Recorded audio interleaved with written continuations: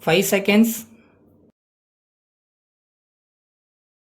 Start. Mr. Deputy Speaker, sir, the address of the governor has received praise from the government benches and criticism from the opposition benches. I would like to make a few observations on the address. We expected that in the address there would be a mention of the policy and program of work which the government proposed to carry out during the ensuing year. I am sorry that the address is silent on the matter. However, there is one thing which is interesting, and that is the desire on the part of the ministers to get useful suggestions from honorable members of this house. I find that since yesterday, members have been making useful suggestions. But I do not know if the honorable ministers concerned are present here to take note of the suggestions, perhaps with the exemption of a few like the Minister for Local Administration and the Finance Minister. I know the Finance Minister is present for the purpose of taking notes so that he may be able to answer any criticisms that may be made against the government. But he may not be taking note of the suggestions made by the honorable members for implementation at a later stage. There are two words in the governor's address, namely welfare administration. Welfare administration means the existence of a welfare state. It is the desire of everyone that a democratic welfare state should be established. It means that there will be peace and plenty, that there will be no unemployment, that literacy will be eradicated, that the government will take care of the old and the infirm, and that the amenities which are now enjoyed by only a few rich people will be made available even to the common man. I think that this is the ideal for which we are now striving. The question now arises as to what steps the government have taken to establish a welfare state.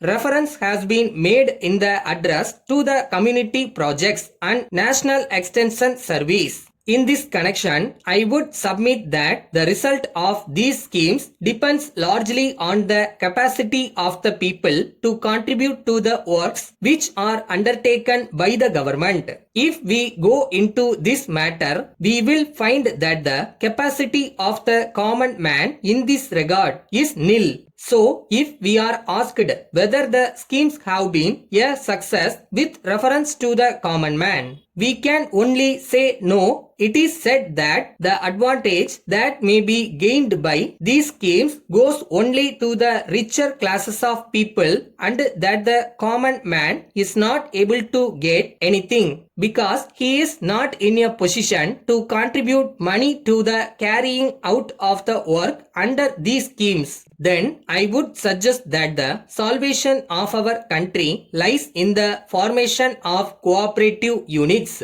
As we know, the majority of the people belong to the poor classes. So, it is these people who must be helped by the government by starting cooperative farms, and the persons must be made to realize that they have got a share in these farms. It is only then that the interest of the poor persons will be safeguarded. In this respect, we expect that the government will bring in agrarian reforms, but no mention is made in the address about agrarian reforms. There is a large disparity between the salary of government servants and the salary of those in the private sector. If we pay our government servants low salary, we cannot expect them to be honest in their work.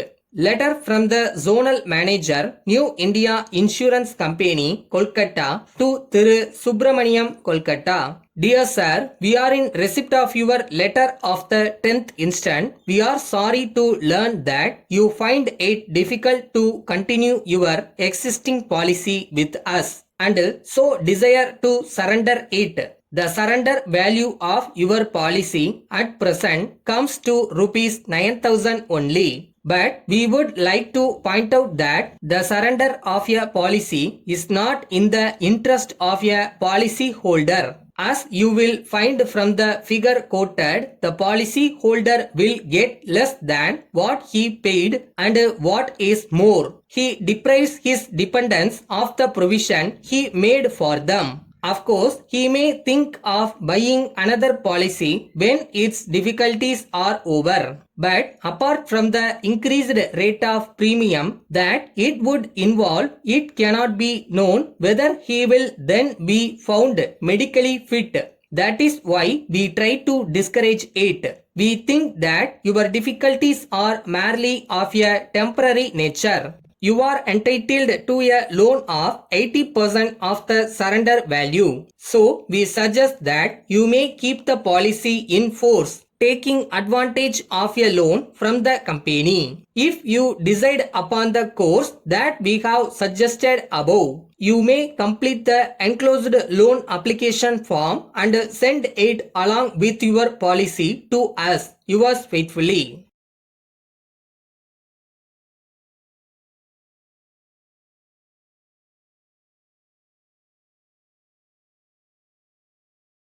கஷ்டப்பட்டு உழைச்சா ஜெயிக்க முடியாதான், ஆனால் இஷ்டப்பட்டு உழைச்சா கண்டிப்பாக ஜெயிக்கலாமா. So செய்கிற வேலையை ஜாலியாக பண்ணுங்கள்.